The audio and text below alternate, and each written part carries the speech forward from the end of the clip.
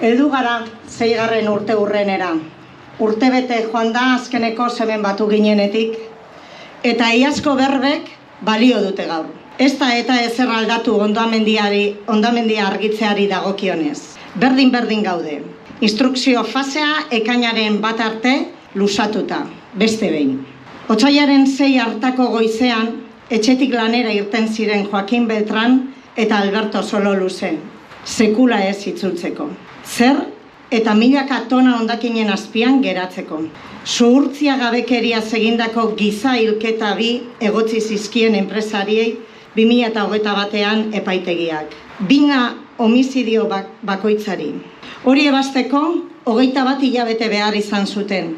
Ingurumenaren aurkako delitua aztertzen duen auziak 72 hilabete daramatza instrukzio fasean. Iaz esan genuena berresten dugu, hitzez hitz. Zenbat denbora behar dute instrukzioa amaitu eta ondorioak kaleratzeko. Gu geu gogaituta gaude. Urte osoan, Eitzaga eta zabortegia ahaztuta izan ostean, urte hurrenaren bezperetan, 3. auziaren berri izan dugu. Urtarrilaren 30ean adierazi genuen geure posizioa horren aurrean. Zaldibar argitu ez dago auzi horretan pertsonatuta. Auziaren sedea ez da hondamendiaren arrazoiak eta arduradunak argitara ateratzea. Kontu bat baino ez aipatzeagatik. Auziaren oinarri nagusietako bat, Juan Mari Uriarte alkate orde ohiaren errelatua da.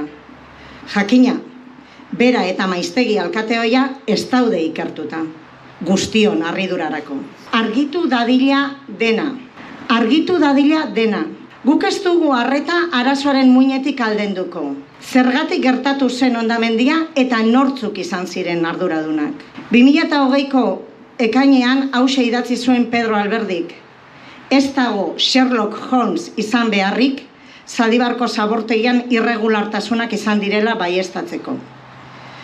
Zabortegia amildu eta hilabetera, kulturgintzako eta mundu akademikoko 84 pertsona ezagunek ereduaren agortzea agerian izeneko manifestua plazaratu zuten. Besteak beste hau zioten. Geure gizartearen zein ingurumena kudeatzeko indarrean dagoen ereduaren agortzea agerian jarri duela.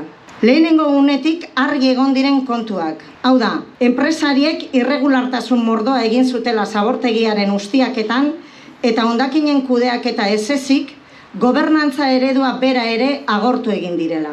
Orain eta hemen exigitzen duguna da instrukzioa amaitu dezala epaitegiak. Ikerketaren ondorioak herritarren esku jar ditzala eta egin dezala aurrera auziak. Gerokoak. Guri dagokigunez, ziurta dezakeguna da, instrukzioak instrukzio eta auziak auzi, hemen jarraituko dugula. Eitzagako bizilagunen ondoan, langileak, osasuna eta erantzukizunak aldarrikatzen. Eta orain, txalapartaren doinuagaz, lore eskaintza egingo dugu eta hurrengo arte. Segi borrokan.